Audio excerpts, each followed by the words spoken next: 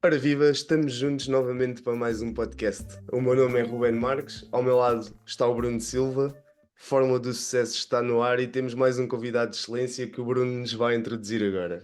Hoje temos connosco o Rafael Parreira. O Rafael é de formação base em solicitadoria e mestre em solicitadoria de empresas. O Rafael, extra a sua carreira docente, é co-founder e managing partner na PIA Solicitadores e co-founder na Legal Factor. Extra isto, o Rafael é uma pessoa com uma grande presença digital e, Rafael, gostava de perguntar o quão uma boa presença digital faz parte da fórmula do sucesso. Ok, olha, em primeiro lugar, obrigado pelo convite e obrigado aí por essa introdução, é muito importante.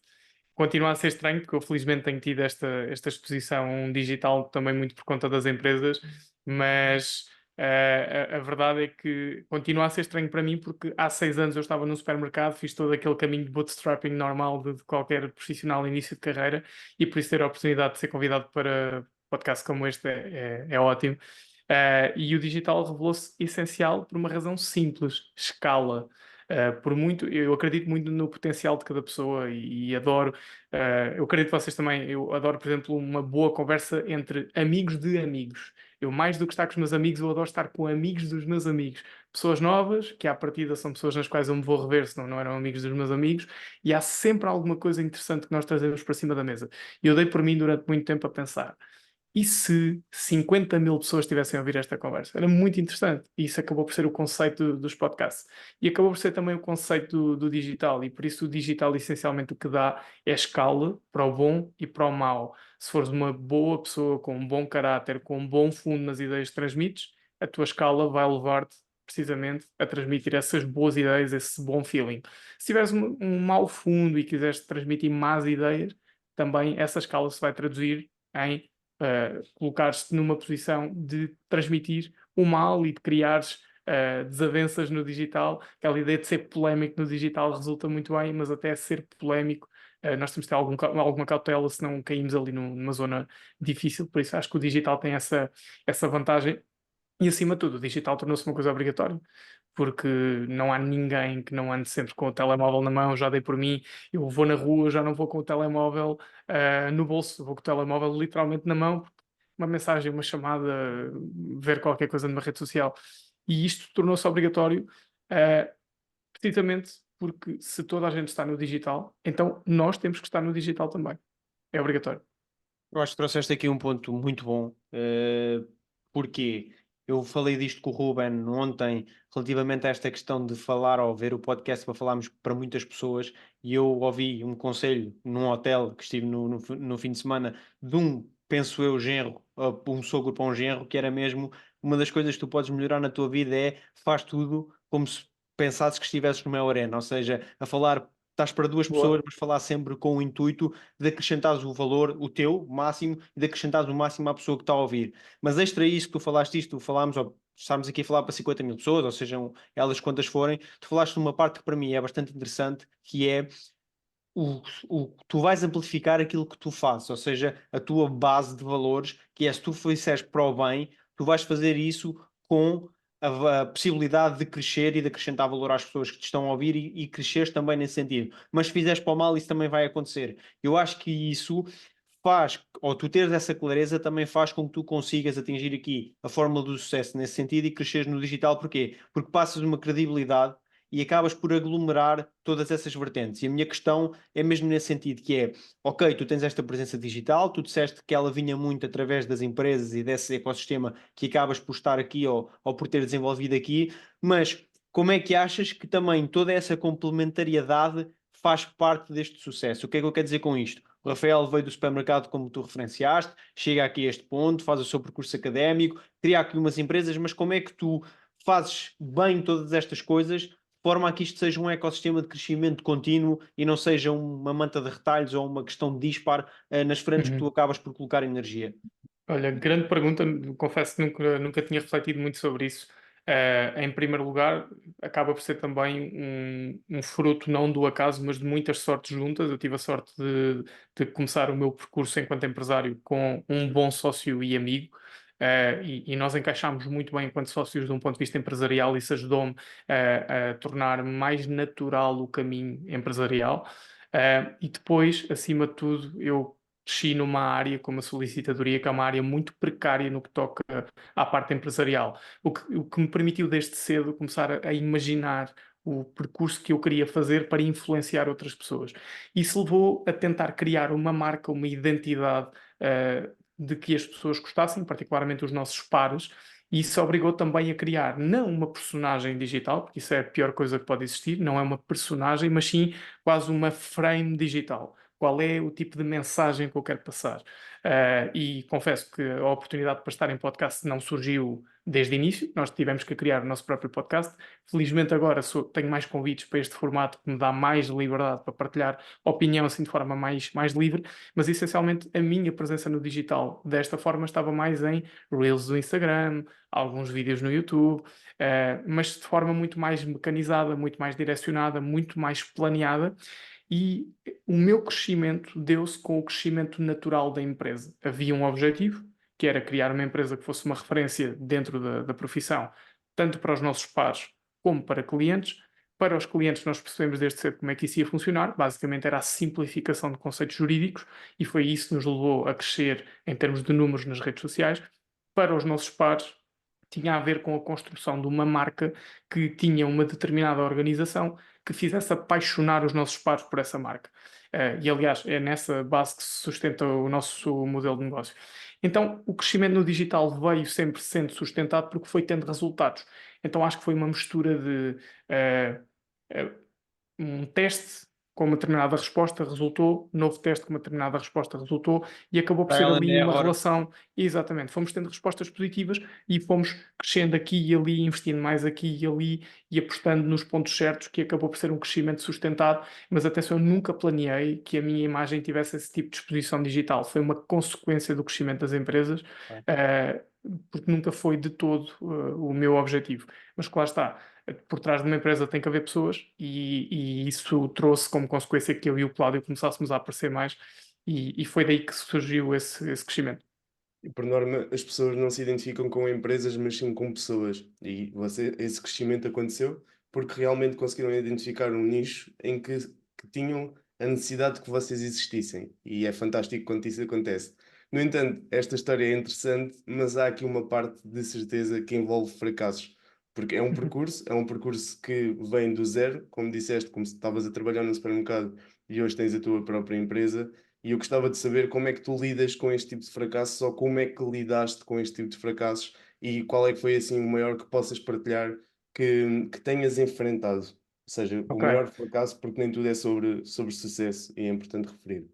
Olha, há aqui vários fracassos pequenos, eu tenho de ser sincero, eu tenho sido muito feliz, nós temos sido muito felizes nas empresas porque nós inauguramos o primeiro escritório físico há 3 anos e 2 ou 3 meses, aqui em Leiria, e as coisas têm corrido muito bem. Nós abrimos o primeiro escritório de expansão em outubro de 2023, entretanto já abrimos mais 2, neste momento temos 4 escritórios, estamos a planear a abertura de mais 2 escritórios nos próximos meses, e as coisas têm acontecido muito rápido, e por isso eu não me posso queixar da evolução das empresas, mas há pequenos fracassos que foram, na verdade, coisas muito importantes. Primeiro fracasso, não exatamente por ordem cronológica, mas por ser o primeiro que me vem à cabeça, a saída da primeira pessoa da empresa. É algo natural, acontece em todas as empresas, serviu para a aprendizagem porque permitiu-nos perceber a importância de definir a posição e as funções de cada um dentro da empresa, mas a saída da primeira pessoa, sai ela como sair. Felizmente aqui não foi nada de saídas a mal, muito pelo contrário, mas eu sinto que quando sai uma primeira pessoa, primeiro é um marco de sucesso, que é sinal que a empresa já cresceu de forma a que a empresa tenha alguma rotatividade, mas é também um fracasso no sentido de eu imaginei que esta ia ser a melhor empresa para trabalhar em Portugal. Foi assim que eu idealizei na minha cabeça, sem nenhuma métrica concreta. Quando sai uma pessoa, eu tenho que perceber porque é que isso acontece. E confesso que senti verdadeiramente como um fracasso, embora eu saiba que é algo natural. Depois, outro fracasso que nós tivemos foi uma consequência natural da nossa opção empresarial. Nós somos dois miúdos, eu tenho 28 anos, o Cláudio também, o Cláudio faz 29 no próximo mês. Como fomos recebidos em termos de imagem dentro da profissão? Nós somos recebidos como dois miúdos. Eu recordo-me de ser apresentado a algumas pessoas relevantes dentro da nossa profissão, dirigentes na nossa ordem profissional, E quando fui apresentado, a reação das pessoas foi: isto é que é o colega dos vídeos de TikTok. E isso, para quem tem sonhos empresariais, não é isso que vocês querem ouvir. E senti que nós demorámos demasiado tempo a deixar de ser os miúdos do TikTok. Ainda hoje somos assim. E para mim, tendo em conta que um dos nossos maiores objetivos é fazer crescer a nossa profissão e garantir melhores condições de trabalho para quem vem depois de nós, e eu fui professor durante 5 anos aqui no Politécnico de Leiria, portanto, eu senti essa ansiedade nos alunos: o que é que eu vou fazer a seguir? Nós queremos que a nossa marca represente um ponto de mudança na nossa profissão, e essa sensação de que há pessoas que não aceitam a nossa forma de exposição, a nossa forma de relacionamento com os clientes, a nossa forma de estruturação do negócio, deixa-me triste e sinto que é um fracasso, porque sinto que, claro, nem Jesus, que é filho de Deus, agradou a todos, portanto também não seríamos nós, mas Claro, podemos ter essa ambição. E nós tivemos essa ambição e claramente haviam demasiadas pessoas que sentiam, criavam resistências porque sentiam que nós não éramos a solução de futuro da profissão. Isso é um fracasso para mim. Aí, Rafael, será que essas pessoas criaram essa resistência por ser uma projeção do que elas queriam fazer e não conseguiam? Pode ter sido uma análise que tu podes não ter feito, e agora estou aqui a fazer on the fly, mas talvez essa projeção que te fizeram de miúdo do TikTok foi a tentar diminuir a imagem que tu realmente estavas a criar e que estava a retirar valor, ou que estava a dar mais valor do que essas pessoas conseguiam adquirir. Que por norma acaba por ser sempre esse tipo de críticas que é zero construtivo e até tem ali uma linha ténue que separa o que é construtivo e o que é só pejorativo, mas pode ser realmente uma projeção do que queriam atingir e que um miúdo do TikTok, como deram Fez a acontecer. label, fez acontecer e tem agora uma empresa que dá resultados. Queria só fazer aqui esta análise É uma dessas. ótima análise.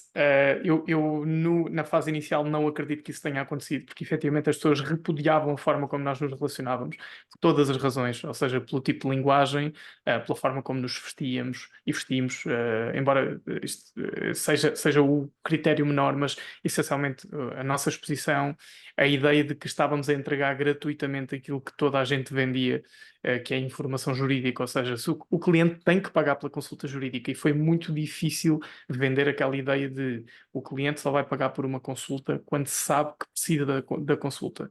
E que tu, ao democratizares a informação, seja ela qual for, no nosso caso, democratizar a informação jurídica, tu estás a ensinar às pessoas a fazer uma análise das suas necessidades. E depois aí sim, tu estás lá para vender a solução a essa necessidade. E na fase inicial, eu acho que ninguém se revia naquilo que nós estávamos a fazer, ou ninguém, aliás, uma boa parte das pessoas, a grande maioria, revia-se naquilo que nós estávamos a fazer, mas a parte mais relevante, essencialmente dirigentes da nossa ordem, não compreendiam essa abordagem. Nesta fase em que nós já temos 4 escritórios, que já temos uma abordagem empresarial, já somos claramente uma empresa estruturada Gostaram e os que tem. resultados desse desenvolvimento? Sim, eu agora admito que hajam pessoas que não gostem de nós por quem desdenha quer comprar. Eu admito que sim. Que hajam pessoas que gostavam de ter uma estrutura empresarial como a nossa, e que por isso não gostem assim tanto de nós. Agora sim, admito isso. Mas eu agora já não vejo isto como um fracasso. Agora são consequências do mercado, é normal, geramos sempre Boa. anticorpos, embora o nosso objetivo seja ser o mais ecléticos possível e ter as melhores relações com toda a gente. É sempre o nosso objetivo de mercado. Mas no início acho que não foi bem esse reflexo. Penso eu, penso eu. Ouvi uma expressão que se adequou aqui, em que, precisamente pelo ponto de tu venderes informação que toda a gente paga por, em que um criador de infoprodutos na internet dizia uma comparação com a fruta. Ou seja, a fruta não amadurece se não for exposta à luz. O que tu fazes quando partilhas informação com as tuas leads, neste caso com o teu público, de capacitá-los para analisar a informação que eles precisam de comprar depois, estás a expor a banana, como ele dizia, a banana à luz e a amadurecer os teus clientes, que no marketing costumam chamar de aquecer as leads. Ou seja, aqueces a lead e ela vai depois converter num cliente para o teu negócio. E, portanto, parece-me que não seja o ponto crucial de mantermos aqui a informação do nosso lado de forma paga e manter aqui no bolso, Sem só dúvida, damos por uma consultoria. sem Mas dúvida. E aqui acho que também é outra coisa que, acima de tudo, fazer isso, mas passando a segurança e a credibilidade de, ok, o Rafael sabe isto, que pode resolver o meu problema no futuro. E nesse ponto eu gostava só de deixar uma frase que li há uns tempos e acho que é bom deixarmos aqui aos nossos ouvintes, que é: o prego que se destaca é aquele que leva a martelada. Ou seja, como vocês fizeram Boa. algo fora da vossa zona de conforto ou da zona de conforto da própria modus operandi da ordem ou das pessoas que trabalham nessa área, também isso pode ter gerado aqui alguma frustração, no sentido em que são os primeiros, e quando são os primeiros a fazer alguma coisa, seja em que área for, há sempre essa abordagem. Mas eu queria te questionar aqui outra coisa nesse sentido. Porquê? Porque eu acho que aqui é importante nós termos, ou extrapolarmos isto para outras áreas, que é, tu chegaste a uma área que era compacta, que tinha uma determinada abordagem ao cliente, esperava que o cliente chegasse, veste-se de uma determinada forma, é eloquente de uma determinada forma, age de uma determinada forma, e vocês encontraram aqui a novidade a trazer. Só que isso também requer que vocês tenham uma atualização constante e uma forma de perceberem como é que o podem fazer. O que é que eu quero dizer com isto? Podem trazer aqui algumas ferramentas novas à dinâmica normal. E nem sempre é fácil identificar isso e requer que tu não sejas o Rafael solicitador, com conhecimento legal e com todas essas coisas que abarca, mas sejas o Rafael que tem que perceber um bocadinho de podcasts, que tem que perceber um bocadinho de imagem, tem que perceber um bocadinho de comunicação, porque comunicação não é só nós falarmos, é nós falarmos e o outro lado também nos compreender. E acho que, extrapolando isto a outras áreas e até mostrando isto aos nossos ouvintes para, nas suas artes, nas suas áreas de aplicação, perceberem até que ponto é que isto é realmente relevante, trazer aqui novidade, trazer aqui constante. Penso eu que seja uma constante aprendizagem. Gostava de ouvir isso do teu lado, se achas que é por aí que as pessoas também se podem diversificar e melhorar nas suas áreas de atuação. Sim, claro que sim. Eu ainda há pouco não contei essa história, mas a nossa entrada no digital, desta forma de disposição em redes sociais, na verdade foi uma necessidade. Ou seja, o que é que aconteceu? Nós criámos um escritório virtual, nós chamámos-lhe o primeiro escritório virtual de solicitadores em Portugal, porque não era um site. O site normalmente é um repositório de informação. É praticamente um MLP e na verdade é como ele deve ser, o mais simples possível. Nós não tínhamos nenhum tipo de formação na área de marketing, publicidade, o que quer que fosse, e tínhamos 2 trabalhos a tempo inteiro, isto em 2020. Então o que é que decidimos fazer? Vamos fazer um site cheio de formulários, através dos quais os clientes consigam deixar toda a informação e nós nem sequer precisamos de falar com o cliente. Pegamos naquela informação, analisamos o contrato, elaboramos a minuta, apresentamos a reclamação, registramos a marca ou o que seja, e está feito. E assim conseguimos ganhar uns trocos ao final do dia. E no fundo criámos um site, foi feito por nós, não era o melhor site do mundo, feito em WordPress. O Cláudio tratava da parte da programação do site, digamos assim, eu tratava da parte mais estética, e tínhamos muito orgulho naquilo que tínhamos ali. Problema, aquilo é muito bonito quando tu lá chegas. E quem é que lá chega? Ninguém. Então percebemos que tínhamos uma espécie de banca de limonada no meio do deserto. E entretanto fomos chamados a atenção por um bom amigo que percebia um pouco mais de digital do que nós e que nos disse: vocês, com a imagem que vocês têm, com essa vontade que vocês têm a falar de leis e não sei o quê, que eu já vos ouvi falar sobre isso, vocês têm que fazer vídeos para o TikTok. Pai, aquilo não, a nós não nos encaixava. Eu tinha tido uma conversa com o Cláudio semanas antes para criar uma página de Instagram e a nossa conversa foi, pá, se calhar não é muito digno para o escritório de solicitadores. Isto é em 2020, não é em 98. Foi agora. Claro. Em plena pandemia. E tínhamos tido a decisão de não avançar para o Instagram por causa disso. E de repente vemos-nos confrontados com isto do TikTok. E quando vamos para o TikTok a coisa resulta, porque nós começámos a ter visualizações, não eram muitas, mas eram tipo 1000, 1500, e eu, porra, 1500 € a ver isto, é incrível. E de repente temos um vídeo do Cláudio que chega, não vos quero mentir, 300 mil pessoas. Para aí, 300, 400 mil pessoas. Esse vídeo hoje tem para aí 1 milhão de visualizações e que nos faz crescer de seguidores de 1000 para 20 mil em Total. uma semana. Não foi para 20, foi menos, 15 para aí, em 2 semanas.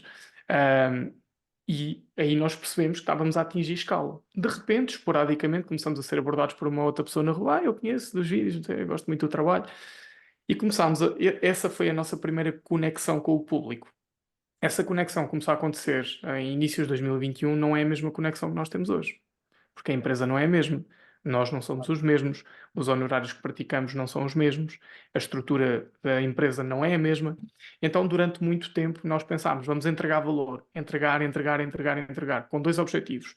As pessoas saberem que, primeiro, o que é que faz um solicitador, isto infelizmente é algo que nós temos de trabalhar ao máximo, a maior parte das pessoas não sabe o que é que faz um solicitador. Isto, felizmente, tem vindo a ser alterado pelo nosso trabalho e pelo trabalho de outros colegas que têm feito um caminho também interessante.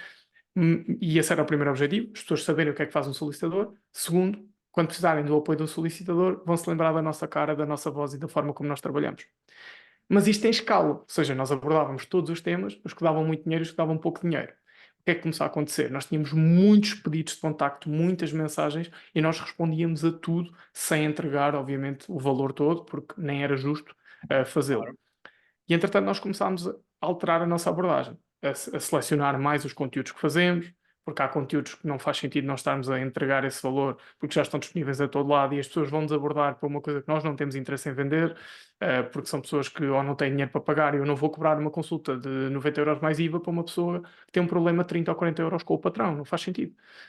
Então começámos a adaptar, selecionar mais os conteúdos que fazemos, selecionar mais a mensagem que passamos e a ter um procedimento mais organizado para todas as mensagens que recebemos nas redes sociais. É uma coisa mais tipo um funil, digamos assim. Não é bem um funil, é um filtro. Para mensagens em que a pessoa claramente faz uma pergunta personalizada, a nossa resposta é simples. Obrigado pelo contacto, obrigado por nos seguir. Fica aqui o link para consulta. Tendo em conta a complexidade do assunto, temos que analisar detalhadamente. Isto era uma coisa que nós não fazíamos ao início. Porquê? Ao início, para nós, era importante a escala, era importante o carinho do público. E agora continua a ser importante, mas tem de ser seletivo, porque senão vai prejudicar aquilo que fazemos enquanto empresa. E esse caminho tem de ser feito. No fundo, a identidade é a mesma, o caráter é o mesmo, o objetivo final é o mesmo, a forma como se fazem as coisas é que se vai alterando para garantir a sustentabilidade do negócio. Eu acho que isso é uma coisa que estás a passar aqui bastante interessante. Porquê?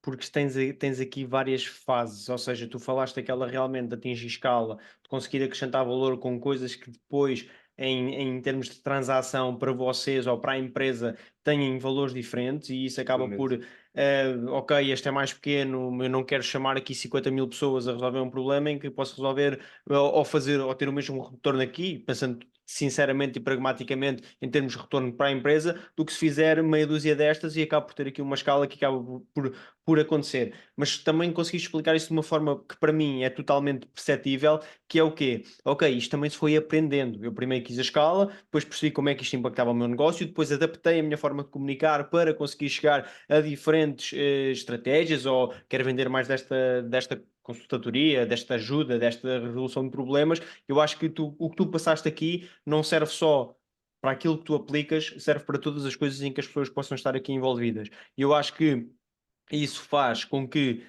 vocês, nessa entrega de trabalho desmedida, porque responder a todas as pessoas é um trabalho desmedido, também entregaram de voz às pessoas, a quem vos ouve, a quem vos segue, para as pessoas vos começarem a reconhecer. Eu acho que aqui, sem dúvida, que tiveram o retorno do vosso esforço e de um esforço que acaba por ser aqui bastante avultado, e agora é claro que vocês o vão controlando. Mas a minha questão vai no sentido de perceber aqui um pouco, e tu disseste, e gostaste, ou gostei da expressão que tu disseste, nós somos dois jovens que estamos aqui a fazer este envolvimento.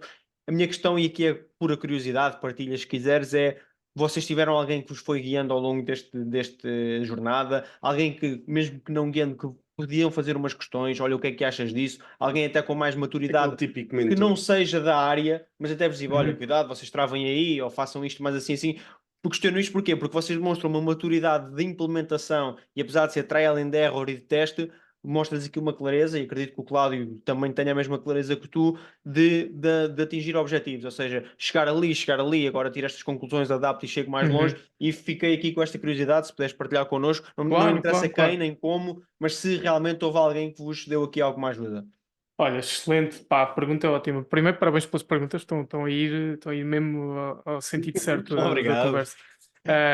Nós não tivemos nenhum mentor em particular, nós tivemos muitos mentores em vários pontos. Primeiro, partilhei convosco que temos esse bom amigo, e é verdade, um bom amigo, que nos ajudou a fazer essa transição para o digital. Posso partilhar? É o espanhol, não sei se vocês o conhecem. Ele é muito conhecido no Instagram e no YouTube. É o nickname Ok, dele, é espanhol.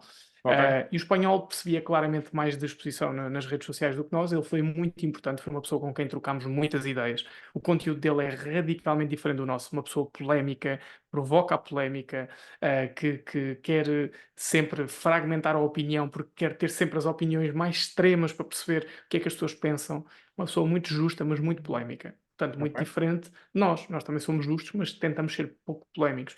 E ele foi muito importante. E ao longo dos tempos, nós fomos tendo sempre pessoas com quem fomos trocando várias opiniões, inevitavelmente.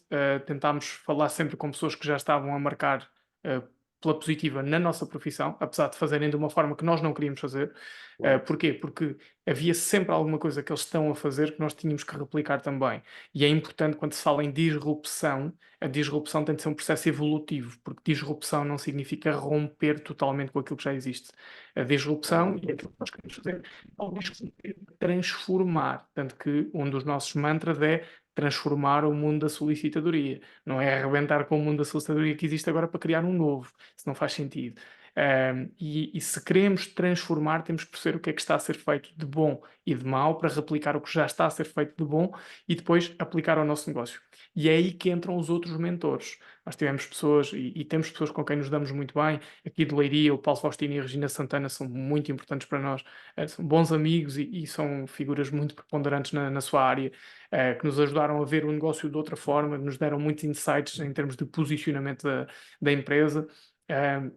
Depois fomos tendo também várias pessoas dentro da nossa ordem profissional. Eu faço parte da ordem enquanto dirigente, é só até o final deste ano, mas faço. E então tive a oportunidade de trocar ideias diretamente com vários dirigentes, com muitos anos de casa, Muito bom. que nos ajudaram a perceber qual era o caminho mais correto, onde é que estávamos a ir bem, onde é que estávamos a ir mal. E acima de tudo, há um ponto muito importante que é. Se nós somos solicitadores, não sei até que ponto é que faz sentido nós só consumirmos conteúdo jurídico ou de solicitadoria. 80% do conteúdo, 80 não, mais, 90% do conteúdo que eu consumo em casa, no meu tempo pessoal, até nas minhas pausas empresariais, é conteúdo de marketing, de empresas, de liderança, de gestão de Bom. pessoas, de crescimento pessoal. E essa autodisciplina leva a que, inevitavelmente, nós vamos aprendendo um pouco com cada pessoa de cada uma destas áreas e tentemos aplicar isto ao nosso negócio em particular. E eu e o Cláudio temos muito esta mania de pesquisar e de sonhar e de fazer diferente, e essa pesquisa constante leva a que nós tenhamos sempre ideias novas para fazer diferente na nossa profissão. Por isso, diria que sim, fomos tendo muitos mentores ao longo dos tempos, sem ter nenhum em particular que estivesse todos os dias connosco. A história é incrível, Rafael, e acho que tu fizeste um match, a maneira como descreves o Cláudio, nós nunca tivemos a oportunidade de falar com ele, mas vocês fizeram um match muito bom a nível de competências, pelo que estás aqui a passar-nos, e isso ajuda bastante a conseguires criar um caminho muito mais fácil de caminhar, ou seja, teres ali um suporte que tu sabes que aquela área está handled, ele consegue garantir Uhum. aquilo, tu consegues garantir isto, há confiança. E por norma até se costuma dizer que é complicado fazer negócios com amigos, ou porque às vezes ficamos enviesados e não analisamos se é realmente as competências que estás a precisar para o teu negócio e baseias-te muito na amizade e na pessoa que tens ali ao lado. Mas acho que os nossos parabéns por terem conseguido criar essa dinâmica e essa que identificamos também aqui no podcast, o mesmo que aconteceu comigo e com o Bruno. Portanto, é aí que estava também a tentar identificar o mesmo ponto. E queria-te perguntar, Rafael, alguém que chegou até aqui e fez este percurso, o que é que anseia caminhar a seguir? Não precisas revelar os teus planos, mas dar-nos aqui umas guidelines, tanto Hum. pode ser a nível pessoal, a nível de carreira, a nível de outros projetos ou deste projeto que tu tenhas. Partilha connosco um bocadinho aqui o que é que anseias atingir e o que puderes partilhar. Olha, neste momento, tanto eu como o Cláudio estamos a fazer dentro da empresa uma transição de executores para gestores. É essa cada vez mais a nossa função e por isso este é o desafio neste momento, é garantir que a empresa tem processos cada vez mais automatizados, que toda a gente compreende a cultura da empresa. Estamos a crescer e, portanto, nós passamos num ano e 2 meses, 3 meses, passámos de 2 pessoas para 15. Portanto, é um crescimento muito rápido. Isto não é uma empresa da IT, numa empresa da IT é muito mais Claro. fácil esse crescimento, portanto, para nós é fundamental que a cultura da empresa esteja enraizada e seja perceptível para toda a gente. O meu objetivo é que a PIA vá crescendo sempre a par do meu crescimento também, ou seja, o meu crescimento vai ser uma consequência do crescimento da empresa em dois sentidos, em dimensão, preponderância, faturação, crescimento financeiro, prosperidade, mas também maturidade. A maturidade da empresa será também a minha maturidade profissional. Eu tenho a perfeita noção que não devo confundir a minha identidade com a da empresa e tento fazê-lo cada vez menos. A minha identidade vai muito mais para esta partilha de conhecimento. Eu preocupo-me muito com questões de liderança, questões de ensinamento, trabalho de equipa e tento trazer essas competências pessoais para dentro da empresa, porque a empresa em si não tem competências nenhumas, tem a cultura e a cultura é fundamental para a gestão de equipas, mas depois precisa de alguém que implemente essa cultura. E eu vejo-me nesse papel. Imagino que a empresa vai crescer de forma sólida e sustentada ao longo dos próximos anos. E aquilo que eu imagino é que cada escritório dentro do nosso modelo de negócio vai crescer por si próprio, vai contratar pessoas, ao contratar pessoas está a criar novas oportunidades, estamos a criar uma hierarquia e uma estrutura que permite a alguém sonhar, entrar no escritório como estagiário e fazer todo o caminho até chegar a sócio, e isso é algo que nós queremos muito criar. Queremos que as crianças deixem de dizer, os jovens deixem de dizer o meu sonho é trabalhar na área, que isso não é nada, e diga o meu sonho é ser sócio da PIA Solicitadores. Yeah. E, mais do que isso, ser sócio de uma empresa, que não apenas a nossa, porque com o nosso crescimento eu tenho certeza que muitas outras empresas vão crescer e a ideia é essa, porque nada me deixava mais triste do que perguntar aos meus alunos finalistas na licenciatura o que é que vocês querem fazer daqui a 6 meses, não é? Porque é quando vão entrar no mercado de trabalho. Eles me diziam arranjar um trabalho na área. E isso era tão redutor e a culpa não era deles, é porque efetivamente não havia mais horizonte do que aquele. Por isso, é esse caminho que eu vejo a acontecer. E o E mercado acho que acabava o meu por também papel, não ter essa oferta. E sim, ao fazeres isso, faz uma disrupção não só tua, não só da tua empresa, mas também dos teus competidores para te acompanharem, vão ter que te acompanhar, ou seja, vão ter que dar aqui velocidade, vão ter que colocar aqui a mesmo esforço que tu acabas por fazer. Porquê? Porque senão ou tu aglomeras ou tu monopolizas o mercado, que acredito que isso não vai acontecer, porque não era bom para ti, como é óbvio, mas acaba por fazer com que os teus competidores ou parceiros competidores acabem por também crescer muito e mais uma vez, e não desenvolves só o mercado, desenvolves a educação, vais dar esperança às pessoas que estão a estudar, desenvolves o país, não é? At the end of the day, o país ou a sociedade acabam por também São levar aqui segundas e terceiras a tua consequências. contribuição. São aquelas uhum, segundas e terceiras consequências de desenvolveres um negócio e criares aqui a ponte entre uma necessidade que existia e pessoas competentes para resolver essa necessidade. O que é que lhes faltava? Conhecimento de quem é que realmente tinha essa sim, necessidade. Sim, uhum, sim, e eu acho que uhum, eles aqui identificaram bem essa transversalidade toda do problema e desde o problema até a resolução do mesmo. E agora tenho uma questão para desafiar. Já vi que tu intelectualmente respondes às coisas de uma forma exímia e como nós somos Boa. desta área e a área vai ter ou não impacto, apesar da parte legal ter um grande peso e eu não a dominar, mas parte da inteligência artificial pode ser uma parte disruptiva também para vocês. Acredito muito aqui na parte de geração de coisas que possam ser replicáveis e depois vocês, com o vosso knowledge, deem os fine tunes à parte que é necessária dos documentos ou a parte que é redigida, que apesar de serem minutas, e posso estar aqui a dizer coisas uhum. estapafúrdias em termos legais, não me interpretes mal, mas perceber aqui também como é que tu vês a possível a empresa, o vosso crescimento, também passar aqui por ferramentas que vos tragam uma produtividade e uma proatividade em gerar aqui, chegar a mais pessoas, ou seja, conseguir responder, em vez de responder a 30 pedidos das vossas redes sociais, corresponderem a 50 ou a 100 ou a 1000 e crescerem também a empresa aqui com um pouco de tecnologia. Gosto sempre desta parte Deixa-me só de. adicionar um ponto nessa pergunta que é: resume alguma dor que estejam a ter e que pudesse ser resolvida com tecnologia no Também, por final, se exemplo, conseguires. fazemos Ok, aqui um pouco uma reflexão. boa, muito bem. Primeiro, eu acho que qualquer tecnologia é uma ferramenta, inevitavelmente. Não tenho essa crença de que a tecnologia vá substituir quem quer que seja. Se substituir alguém, significa que essa pessoa não tinha ou identidade ou cultura suficiente para entregar ao mercado. Porque tu só podes ser substituído quando tu és uma mera ferramenta e qualquer pessoa que tenha uma cultura própria, uma identidade própria, é extremamente difícil tu conseguires explicar isso através da tecnologia, precisamente porque ela é uma ferramenta, apenas isso. Ó. É óbvio que há funções que vão ser substituídas. Eu vejo isso como uma vantagem, precisamente por essa ideia de eu hoje dou sequência a 10 pedidos, se calhar com a tecnologia bem aprimorada eu dou sequência a 100 pedidos. E dou-vos um exemplo, elaboração de contratos. Nós tentámos implementar e estamos a implementar a inteligência artificial aqui no escritório. Temos duas IAs, temos a Marta, que é a nossa assistente virtual no site. Se vocês forem ao site, tem lá não só o botãozinho para o WhatsApp, mas também um chat, não é bem um chatbot, é um chat da AI. E a Marta, no fundo, o que faz é uma espécie de atendimento virtual a quem está ali no site. E depois temos a Dona, que é a nossa inteligência artificial interna, para responder a questões não só de procedimentos internos, como é que eu trato da faturação, Boa, boa. pesquisas em termos de artigos da lei, elaboração de contratos. Está ainda a ser aprimorada, não tem sido de toda a ferramenta que nós estamos à procura de ter no final, mas lá está a ser feita de raiz, está a ser trabalhada. Eu acredito que vamos conseguir torná-la aquilo que nós queremos que se torne, mas o objetivo é tornar a assistente virtual infalível da PIA para todos os profissionais da PIA, Boa. feita à medida da nossa cultura.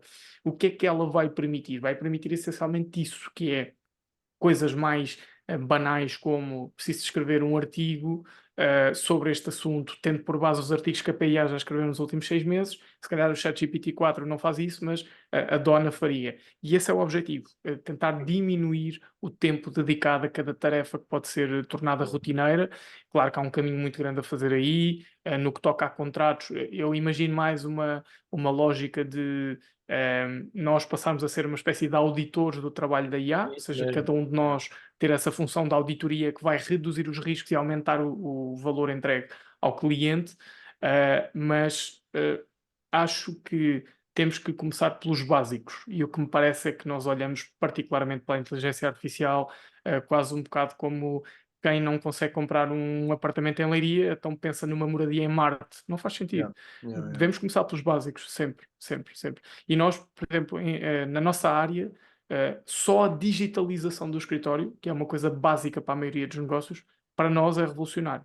A maioria dos escritórios de solicitadores e de advogados, à exceção das grandes sociedades, trabalham ainda numa ótica muito de papel, uma ótica muito, muito primária, e que prejudica depois a agilidade do escritório. Eu saio do escritório com este telemóvel, tenho tudo aqui. Tudo. E não temos nenhuma plataforma feita à medida, trabalhamos só com plataformas low code, o Monday, o Calendly, a Drive, e é mais do que suficiente.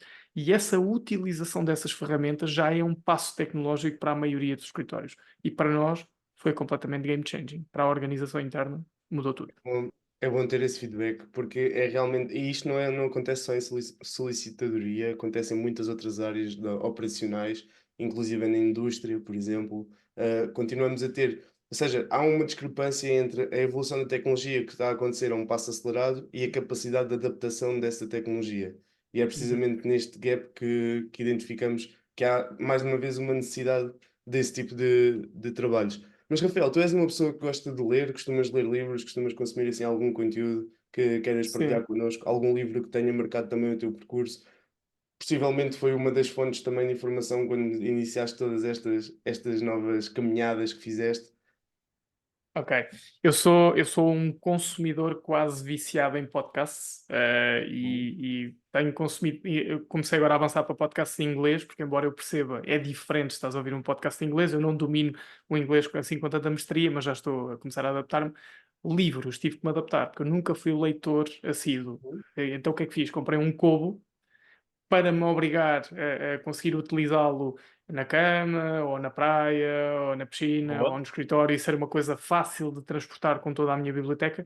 E de facto resultou. Já li vários livros desde que o comprei, desde como fazer amigos e influenciar pessoas, o Hábitos Atómicos. Agora estou a ler o The Diary of a CEO. Já li mais uns 5 ou 6 coisas mais pequenas de gestão de pessoas, o Pense e Fique Rico. Escapam-me agora outros livros, mas isto foi tudo no espaço aí 11, 12 meses, portanto é ótimo. Estou a ler agora o The Diary of a CEO, estou a adorar, está É a o ser do espetacular. podcast, não. Sim, é o do podcast. Ok, É o do ok. podcast.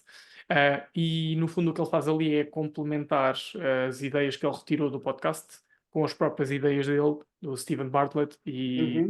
o livro é fantástico, muito útil, muito fácil de ler, e recomendo a leitura para quem não gosta de ler.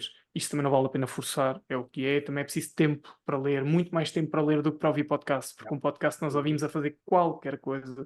Ler, no entanto, ouçam podcasts. Há podcasts muito bons que nos ajudam muito, que entregam muito, muito valor, e é uma coisa tão fácil de ouvir, tão rápida, tão. tão simples Sim. que muda tudo. Muda tudo. Podem começar por ouvir este podcast, por exemplo. Fórmula do Sem Sucesso, dúvida. por exemplo. Seguimos nas Sem redes dúvida. sociais também. Também, Para também. acompanhar os nossos Não, mas acho conteúdos. que esta dica do Rafael é uma boa dica, acima de tudo porque é alguém que está a fazer esta transição para a leitura. Eu te vou dar um conselho que é, acredito que se nós falarmos daqui a um ano, tu estás a ler bem mais do que estás a ler agora. Eu digo isto porquê? Porque a taxa de retenção, pelo menos para mim, em termos de leitura, é bastante maior do que em termos de podcasts. E porquê é que eu Sem digo dúvida. isto? Porque o podcast, tal e qual como nós fazemos a fazer qualquer coisa, também não estamos com tanta atenção a fazer essa qualquer coisa de quando temos que estar parados a ler. É mais difícil, requer mais método, requer mais alocação de horas para fazer isso, mas acaba por, pelo menos a mim, não quer dizer que isto seja transversal a todos, mas acabamos por, pelo menos, lembrar mais tempo. O que é que eu quero dizer com isto? Eu às vezes consigo dizer, olha, relativamente àquele livro, li isto assim assim há 3 anos, e sobre um episódio do podcast, às vezes vou tentar perceber, "Epá, mas onde é que eu vi aquilo? Ouvi 3 ou 4 podcasts esta semana, foi no de quem? Quem é que disse e qual foi o Uhum. convidado que disse isto?" E acaba por ter Sim, aqui sim. esse balance entre a quantidade de informação que conseguimos absorver e depois até utilizá-la. Claro que utilizo essa ferramenta sem dúvida nenhuma, mas estás a fazer esta transição para a leitura. Normalmente quem faz este ramp up depois começa a reduzir até tempo de podcast e a aumentar o tempo de leitura quando é possível, logisticamente e em termos de tempo. Mas acho que é uma boa dica e reitero a dica: ouçam podcasts, procurem também ouvir as pessoas que gostam em diferentes podcasts. Nós que nunca falámos isto aqui, mas eu, para mim, é uma forma que me costuma trazer ferramentas e me abrir o espectro de percepção, porque às vezes não conheço uma pessoa, até vai a um podcast que eu sigo, e vou Uhum. procurar essa pessoa noutro podcast. E há oradores que se adaptam ao podcast onde estão, e vocês também aprendem muito com isso, que é o quê? Que é a capacidade de comunicação dessas pessoas a passarem a mesma mensagem para públicos diferentes dá uma bagagem que, sem Sem dúvida nenhuma, dúvida. pode ser aqui utilizada de uma forma muito, muito boa, com uma aplicabilidade. Queria só te fazer aqui uma questão, antes de entrarmos aqui mais na reta final, que é, sei que há pouco deixaste a docência, sei que isso também fez parte do teu percurso, mas, acima de tudo, como é que encaras, e visto que a tua profissão, está a entrar nestas diferenças, colocadas pelo projetos como o teu e noutros projetos, quando eu digo diferenças é este dinamismo, se achas que o modelo de ensino também vai ter que ser adaptado nesta parte mais legal, e quando eu digo legal é a solicitadoria, a parte do direito, todas as partes que acabam por ter aqui sempre um quórum mais Uhum. conservador, se achas que isso também vai ter que se adaptar nos próximos tempos para acompanhar toda esta forma. Porquê? Porque lidares com pessoas de 50 anos atuais é diferente de lidares com uma pessoa da geração atual que já não quer perder tanto tempo com contrato ou que já não quer perder tanto tempo com Uhum. burocracias, e gostava também de ouvir essa opinião. É mais um desafio que lanço, lancei da tecnologia, que acho que também tiramos aqui boas conclusões, mas se realmente achas que a própria ou que se a estrutura que existe serve perfeitamente e depois as pessoas se adequem a esta transição ou transformação digital que estamos a vivenciar.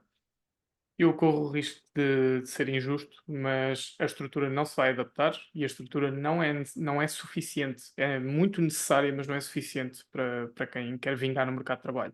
Mas eu vejo isso como uma vantagem competitiva. Porquê?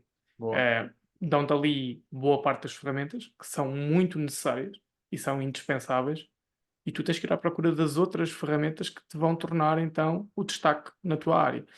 Eu fui professor, tentei mudar bastante a forma como selecionavam determinadas cadeiras, também porque eu trazia esse feedback da área prática, mas eu compreendo porque é que um determinado plano de estudos tem que ter um determinado tipo de docente com um doutoramento.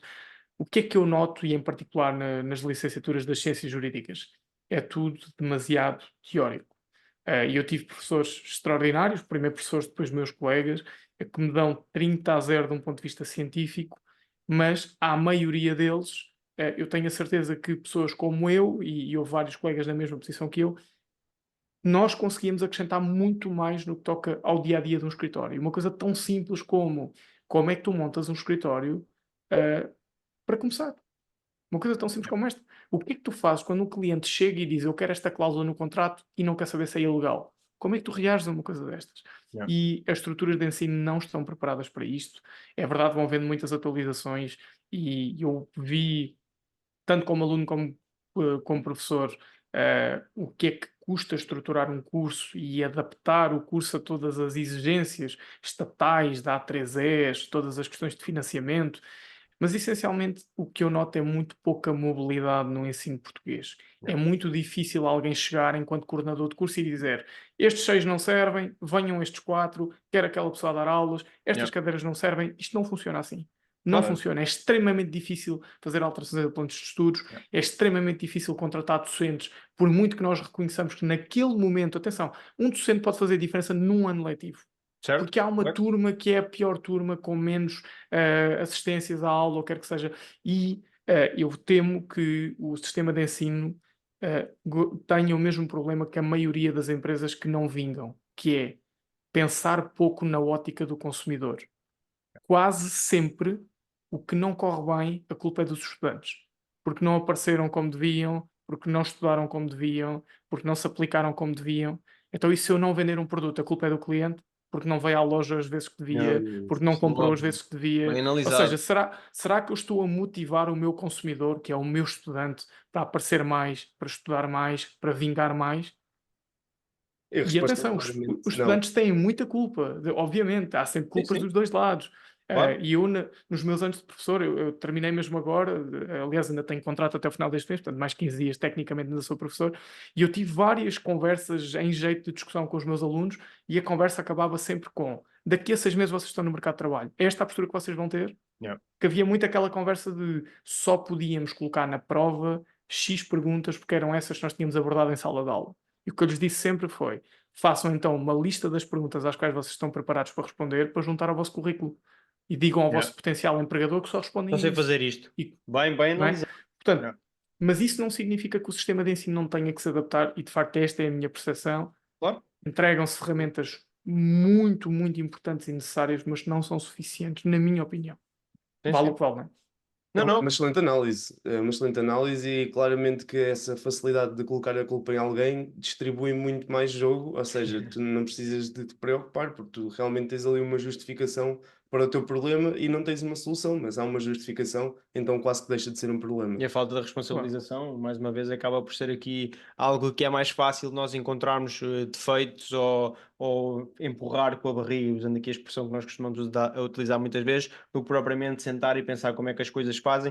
Mas isso que tu falaste, acho que é um problema transversal, económico, serviço e tudo, que é, há tanta burocracia que mesmo quando tens pessoas com dinâmicas e que querem fazer acontecer, não podem chegar lá e trocar, olha, eu quero este docente, eu Uhum, quero outro, eu quero fazer Claro. isto. Eu uhum. acho que isso é o que por isso é que as empresas também evoluem de forma mais rápida, porque acabam por ter aqui uma capacidade de decisão também bastante mais flexível e que podes, ou seja, tu na tua empresa podes tomar as decisões que tu quiseres, tens que arcar com as consequências, sejam elas boas ou sejam elas más. E acho que isso também E por falar, reflete o que acabaste por por dizer. falar em decisões, eu quero acabar o episódio, estamos quase reta final mesmo a terminar, eu quero acabar o episódio com uma pergunta difícil, que acho que ainda não tivemos aqui nenhuma pergunta difícil hoje para o Rafael, e gostava de saber, Rafael, qual é que, na tua opinião, foi a melhor decisão estratégica, e nunca perguntámos isto no podcast ainda, qual é que foi a melhor decisão estratégica que tu já tomaste durante toda a tua carreira? Ou seja, aquela decisão que tu sentiste mesmo que foi Aqui que eu centro acertei. do alvo. Eu consegui dar uma resposta Esta é diga. clichê e consigo dar uma resposta em condições. Então vou-te dar a resposta clichê, que é: a melhor decisão foi começar. Esta é a Ok. resposta mais fácil. Mas eu acho que verdadeiramente a decisão que foi game changing foi não ter medo de implementar o nosso modelo de negócio. O nosso modelo de negócio tem por base uma espécie de franchising misturando com os modelos tradicionais dos escritórios de advogados, ou seja, nós queríamos crescer, não estávamos disponíveis para montar uma máquina demasiado pesada em que queríamos pagar um salário a alguém, porque na nossa cabeça, alguém que ficasse responsável por um escritório, a receber um salário, não ia ter motivação suficiente durante o tempo suficiente. Yeah. Então o que é que pensámos? Vamos abrir novos escritórios e as pessoas que vão estar nesse escritório é como se fossem nossos sócios nesse escritório e ficam com a maioria dos lucros desse escritório. E foi assim que implementámos o nosso modelo de negócio, pensámos super rápido, literalmente nós demorámos uma noite a estruturar o nosso modelo de negócio. Claro que entretanto já sofreu várias adaptações, mas o nosso modelo de negócio começou há 3 anos, quando nós começámos a ter escala nas redes sociais, e eu disse ao Cláudio: eu acho que isto pode ser um franchise. Eu acho que vão haver pessoas a querer abrir escritórios PIA. E depois evoluímos o franchising para, não, nós não vamos permitir que pessoas abram com o nosso nome, mas com uma estrutura jurídica delas. Nós vamos permitir que as pessoas se juntem a nós, abram escritórios geridos por elas, mas em que esses escritórios fazem parte de uma estrutura maior que vai ser a PIA. E foi a decisão de implementar esse modelo, para já, foi o que mudou completamente o rumo da nossa empresa, porque foi o que permitiu, de outubro até agora, que estamos a gravar em julho, nós abrimos 3 escritórios e já fechámos contrato para mais 2 escritórios que vamos abrir nos próximos 2 meses. Portanto, essa mudança criou autoridade na empresa, criou credibilidade perante os clientes, novas soluções por ter nova presença física, permitiu-nos chegar ao Parque das Nações, que era um objetivo que nós tínhamos há muito tempo, permitiu-nos atrair mais talento para a empresa, ou seja, temos pessoas a juntar-se a nós e a validar a cultura da nossa empresa. Isso exige muito mais maturidade empresarial da minha parte e do Cláudio. Portanto, essa decisão foi aquela mudança que levou a que a nossa empresa deixasse de ser uma brincadeira de TikTok que correu muito bem, para passar a ser uma empresa que tem que correr muito para fazer o bootstrapping devido para conseguir chegar onde nós queremos chegar. Essa é que foi a mudança real. Rafael, não esperava outro tipo de resposta. A pergunta era difícil, mas a resposta foi incrível. Aliás, como todo o episódio, queremos te agradecer pela tua presença aqui no podcast. Foi um episódio que realmente, como todos os outros que temos tido até agora, isto dá-nos realmente gosto de estar aqui a ter este tipo de conversas com amigos dos amigos, como tu disseste no início, e eu nunca tinha pensado nisso. E para mim, a fórmula do vosso sucesso, e aqui sendo totalmente transparente, a fórmula do vosso sucesso está assente em 2 parâmetros. O primeiro parâmetro é integridade, para mim, ou seja, vocês conseguiram manter uma estrutura tão flexível, mas mantendo sempre a integridade da estrutura. Vocês sabiam que queriam que a PIA fosse isto. Não, isto era quase uma nuvem atómica. Está ali, não está é muito bem definido, mas está ali qualquer coisa. E conseguiram fazer o funil de processos até chegar ao centro do átomo e criar ali uma estrutura muito que hoje em dia deu frutos e que toda a gente que nos está a ouvir, se não conhece, pesquise e consuma o vosso conteúdo, que é realmente um conteúdo muito bem produzido. O segundo ponto, dedicação.